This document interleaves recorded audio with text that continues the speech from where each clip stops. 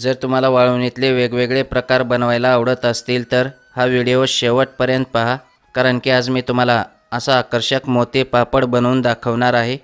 तर चला मग जास्त वेळ न घालवता हे मोती पापड मी साबुदाण्यापासून बनवतोय।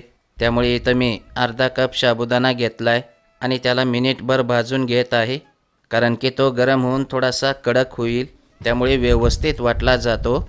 तर आता याला गॅसवरचं काढून थंड झाल्यानंतर मिक्सरच्या भांड्यात काढून घेऊ। हवं तर तुम्ही साबुदाण्याला अर्धा तास उन्हात ठेवून वाटला तरी चालेल। आता यात पाणी न घालता कोरडं वाटून साबुदाणा पावडर बनवायची आणि असं पावडर म्हणजे की वाटल्यानंतर त्याला एखाद्या कपात किंवा वाटीमध्ये टाकून मोजून घ्यायचं आहे, कारण की वाटलेलं पीठ किती भरतं त्या हिशोबाने पुढे जाऊन पाणी वापरणार आहोत। आणि हो, वाटल्यानंतर चाळून वगैरे घ्यायची गरज नाही। तर इथं माझं पूर्ण वाटी भरून पीठ आहे। आता हे पीठ आपण एका पॅनमध्ये टाकून घेऊ आणि टाकल्यानंतर त्यात आपल्याला पाणी टाकायचं आहे। तर सुरुवातीला आपण 2 वाटी पाणी टाकून पुढे जाऊन आणखीन पाणी वापरणार आहे, पण अगोदर 2 वाटी पाणी टाकून व्यवस्थित मिसळून घ्यायचं आहे। आणि मिसळल्यानंतर म्हणजे की साबुदाणा पावडरने असं पाणी पिलं की त्यात परत 2 वाटी पाणी टाकून मिसळायचं आहे। तर ज्या वाटीने किंवा कपाने वाटलेलं पीठ मोजून घेतलंय त्याच वाटीने मोजून पाणी टाकायचं। इथं मी सुरुवातीला 2 वाटी आणि नंतर 2 वाटी असे 4 वाटी पाणी टाकलंय। आता परत 2 वाटी पाणी टाकून थोडंसं मिसळून घेऊ। मग नंतर गॅसवर ठेवून सुरुवातीला मध्यम आचेवर साधारण 2 ते 3 मिनिट म्हणजे की असं घट्ट बनेपर्यंत शिजवून घ्यायचं आहे।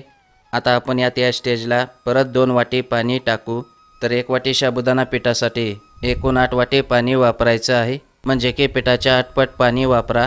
मग ते तुम्ही कपाने किंवा वाटीने ज्याने पण मोजून घेतलंय त्याच्यानेच पाणी मोजून टाका। आता यात चवीपुरतं मीठ टाकून मीडियम टू लो फ्लेमवर साधारण 3 ते 4 मिनिट शिजवून घ्यायचं आहे। आणि हो, पापडाचं मिश्रण परफेक्ट बनलंय की नाही हे कसं ओळखायचं? 3 मिनिटानंतर अशी एखादी प्लेट घेऊन त्यात थोडंसं मिश्रण टाका आणि प्लेटला असं हलवल्यानंतर मिश्रण हळूवार सरकत असलं की समजायचं मिश्रण परफेक्ट बनलंय। आणि हे थंड झाल्यानंतर आणखीन घट्ट बनतं, त्यामुळे आता गॅस बंद करू आणि थंड होण्याची वाट पाहू। तर इथं आपलं मिश्रण व्यवस्थित थंड झालं आहे। आता याच्यातलं साधारण अर्धी वाटी वेगळं मिश्रण काढून घेऊ, कारण की मी थोडे कलरवाले पण मोती पापड बनवणार आहे। त्यामुळे इथं मी लाल आणि हिरवा असे 2 फूड कलर वापरून मिश्रण बनवलंय। हवं तर तुम्ही फक्त प्लेन बनवू शकता। तर हे मोती पापड बनवण्यासाठी इथं मी हॉटेलवर सॉस व चटणीसाठी जे बॉटल वापरतात ते बॉटल वापरतोय। हवं तर तुम्ही दुधाच्या किंवा मिठाच्या पिशवीचे कोन बनवून हे पापड बनवू शकता। तर इथं मी बाटलीत बसेल इतपत मिश्रण टाकून झाकण लावलं आहे। आता आपण मोत्यासारखे लहान लहान पापड बनवू। तर सुरुवातीला प्लेन बनवतोय, कलरवाले शेवटी बनवणार आहे। आणि जर तुमच्याकडे 2-3 माणसं असतील तर तितके कोन बनवून हे पापड फटाफट बनवू शकता। आणि बनवल्यानंतर याला उन्हात वाळवायची गरज नाही, घरात फॅनशिवाय 8 ते 10 तासामध्ये हे सहज वाळतात। हे पहा, याला मी घरात 8 तास वाळवून घेतलंय। आता मी थोडेसे तळून दाखवतो।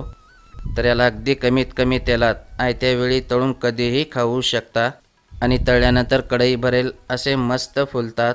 तर असे आकर्षक व कुरकुरीत चवीला 1 नंबर मोती पापड अवश्य बनवून पहा।